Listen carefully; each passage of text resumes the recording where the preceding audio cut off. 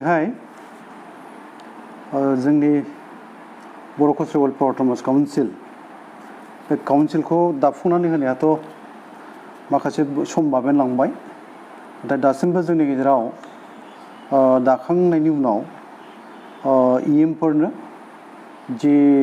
आयदाफोरखौ बा डिपार्टमेन्टखौ जोङो रानना होनांगौ बा रानलायनांगौ बेखौ जोङो रोखा खालामथ'वाखैमोन। दा जोंनि रायलायनाय बायदियै दाख्लै जोंहा एक्जिकिउटिभ काउन्सिल जाखांबाय गुवाहाटीयावहाय बेवहाय जों थांखि लाखानाय बायदियै गाबोन वर्ल्ड इनभाइरनमेन्ट डे 5 जुन बेजों लोब्बा लाखिनानै जोंनि बर' कालचारेल वेलफेयार अट'नमास काउन्सिलनि जि मोनसे एक्जिकिउटिभ काउन्सिल बेनि इएमफोरनो डिपार्टमेन्ट बा आयदा रानना होनायनि बिफान रानना होनायनि बाथ्राखौ जों रायलायखादोंमोन। ओंखायनो दिनैहाय आङो on behalf of the Boro' cultural welfare autonomous council chief हिसाबै आङो दिनैहाय जोंनि इएमफोरनि डिपार्टमेन्टखौ एनाउन्स खालामनो थाखाय आवगायनाय जाहैबाय। दा गुबैयै आंनि आखायाव थानाय बा चिफनि आखायाव थानाय डिपार्टमेन्टफ्रा PWDआ थागोन। बेजों लोगोसे माखासे जायखौ एनाउन्स खालामनाय जानाय नङा बे डिपार्टमेन्टफ्रा थाजोबनाय जागोन। दा गुबैयै जोङो आरो सानै जोंनि चेयारमेन आरो डेपुटि चेयारमेन बिथांमोनखौ जोङो बुंनो थाङोबा माखासे डिपार्टमेन्टखौ बिथांमोनखौबो नायहोनो साननाय जादों। बे हिसाबै बिथांमोननो जोङो डिपार्टमेन्ट नायहोनो नागिरनाय जादों। गुबैयैहाय बे खामानियाथ' मोनसे समाव बेखौ आंनो सामलायनांगोन, बिथांमोनखौ नायनायल' जागोन। दा बे चेयारमेन बिथांनि आखायाव जोङो दोननो नागिरनाय डिपार्टमेन्टफ्रा बावहाय PNRD आरो फरेस्ट हाग्रा बिफान PNRD पन्चायत आरो रुरेल डेभेलपमेन्ट आरो फरेस्ट बेयो जोंनि चेयारमेन बिथाङा बेखौ नायगोन। बे उनाव डेपुटि चेयारमेन नामखौबो बुंनांगोन ना? जोंनि चेयारमेन गाम्बारु मुसाहारि बिथांनि आखायाव PNRD आरो फरेस्टआ थागोन। बेनि उनावहाय सृजन बसुमतारी डेपुटि चेयारमेन बिथांनि आखायाव थागोन जोंना बावहाय fisheries and urban development and town and country planning बे डिपार्टमेन्टखौ बेयो नायगोन। बेनि उनावहाय डेपुटि चिफ श्री रमिय नार्जारी बिथांनि आखायाव थागोन social welfare, handloom and textile आरो बेनि उनावहाय मिउजियाम आरो आर्किअल'जि बे मोनथाम डिपार्टमेन्टखौ डेपुटि चिफ रमिय नार्जारी बिथांनि आखायाव थागोन बियो। बेनि उनावहाय अनिल बसुमतारी बिथांनि आखायाव थागोन बिथांनि आखायाव थागोन एजुकेसन आरो लाइब्रेरि सार्भिस बे बिफाना अनिल बसुमतारीनि आखायाव थागोन। बेनि उनाव अमिय कुमार बसुमतारीनि बिथांनि आखायाव थागोन माइनर इरिगेसन आरो लेन्ड रेभिनिउ बे डिपार्टमेन्टआ अमिय कुमार बसुमतारीनि आखायाव थागोन। बेनि उनावहाय बिनद बसुमतारी बिथांनि आखायाव थागोन WPT एन्ड BC आरो ट्राइबेल रिसार्च बे डिपार्टमेन्टआ थागोन। बेनि उनावहाय श्री प्रदीप स्वर्गियारी EM बिथांनि आखायाव थागोन एग्रिकालचार आरो मार्केट एन्ड फेयार्स बे डिपार्टमेन्टआ प्रदीप स्वर्गियारीनि आखायाव थागोन। बेनि उनावहाय प्रणब बर' EM बिथांनि आखायाव थागोन कालचारेल एफेयार्स एन्ड टुरिज्म बे डिपार्टमेन्टआ प्रणब बर'नि आखायाव थागोन। बेनि उनावहाय मथुरा बसुमतारी EM बिथांनि आखायाव थागोन एनिमेल हासबेन्ड्रि एन्ड भेटेरिनारि आरो लोगोसे कअपारेसन बे डिपार्टमेन्टआ थागोन। बेनि उनावहाय महिपाल बर' EM बिथांनि आखायाव थागोन वाटार रिसार्च एन्ड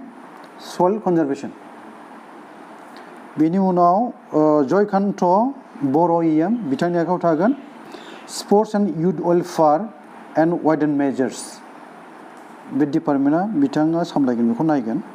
बेनि उनाव दशरथ बर' EM बिथांनि आखायाव PHE पाब्लिक हेल्थ इन्जिनियारिं आरो बेजों लोगोसे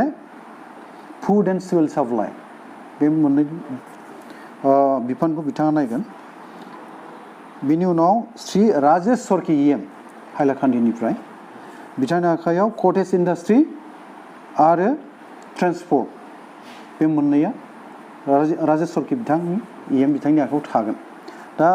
जोंनि गेजेराव माखासे डिपार्टमेन्टखौ लानानै एसे गावबा गाव मोजां मोननाय मन पसन्द बे डिपार्टमेन्टखौ मोननो बयबोथ' लुबैयो नाथाय जोंनि बर' कसारि वेलफेयार अट'नमास काउन्सिलाव गासै 34 डिपार्टमेन्ट दं आरोखि बे 34 डिपार्टमेन्टखौ जोङो जेला ब्रेकआप खालामलायो दा जोङो चिफनिफ्राय हमनानै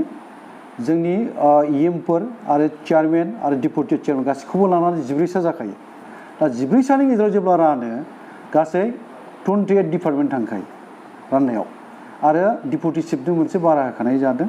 बे हिसाबै 29 थांखाबाय 29 थांबायबा बेसेबां थाबावो 34 जानो थाखाय मोनबा थाबावो दा मोनबायाव ओरैनो फिसा माखासे डिपार्टमेन्ट नामा गोलावबाबो खामानियाव माखासे डिपार्टमेन्टफोर दङ जायखौ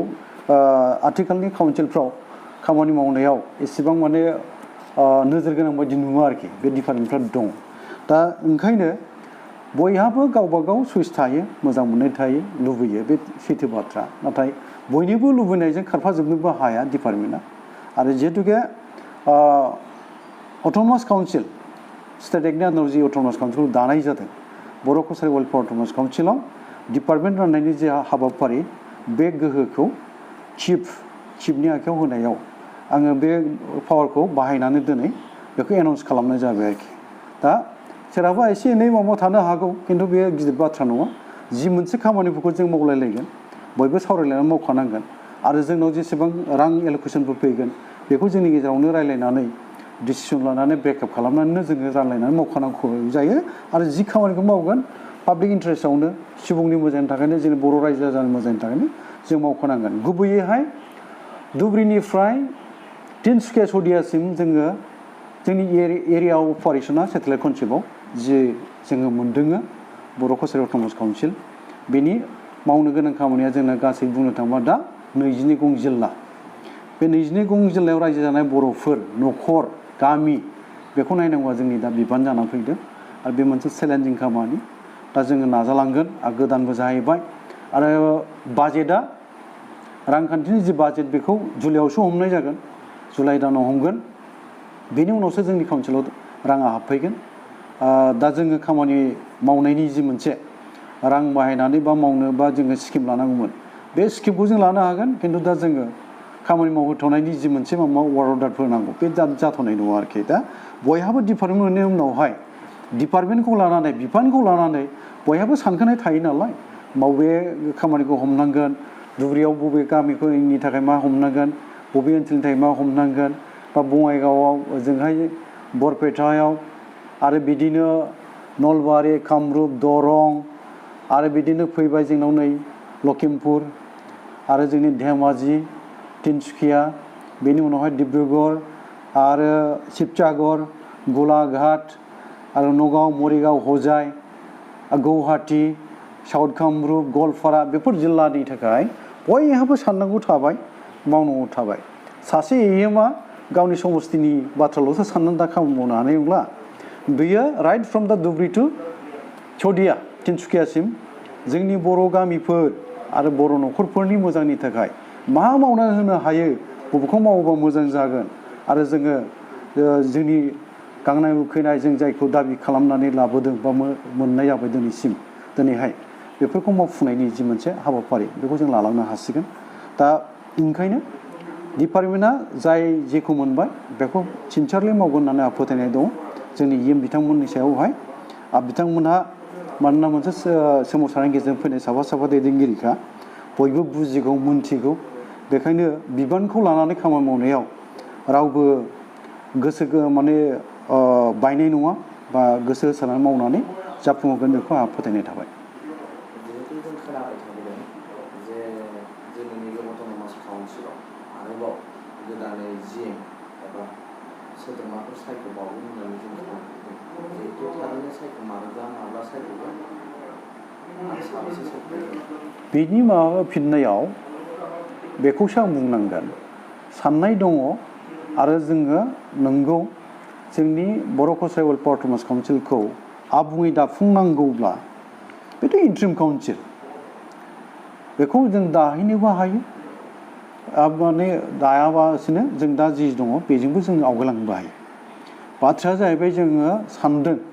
जोङो जोंनि WPT आरो BC आरो एजुकेसन मन्थ्रि डक्टर अनस पेगुजोंबो जों रायज्लायबाय बिथाङा बुंदों बिथाङाबो माखासेबा जोंखौ साजेस्ट खालामदों रायज्लायनानै थिग थाक खालामनानै जुदि हायो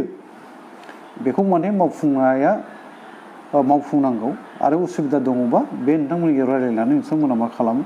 बेखौ जोंनो बुंदों आरोखि आरो बाथ्राखौ जों नैबेखौ बिजिरना नायदों जे जोंनि गेजेराव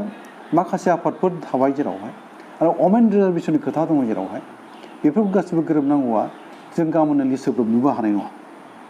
जोंहा रायज्लायनांगौ थाबाय माखासे जोंनि सोमावसारारि आफादफोर बिटिआर एकर्डनि गेजेरजों जिहेतुके फैफानाय जादों बर' कसारि वेलफेयार अट'नमास काउन्सिलाबो दा बिटिआर एकर्डनि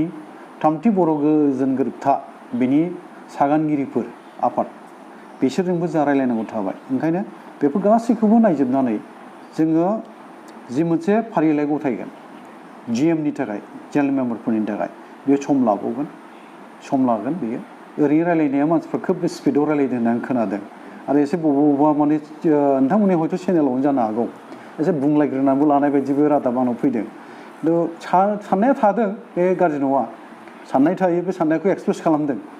खिन्थु सैथो बाथ्राखौ आं बेखौनो फोरमायगोन जे जोङो दिनै जेनेरेल मेम्बार जि थिसननायनि खामानि बेयो माखासे सावरायनो गोनां दंबावो रोखा जानो गोनां दंबावो सम लाबावगोन बेखिनिखौ आङो नोंथांमोन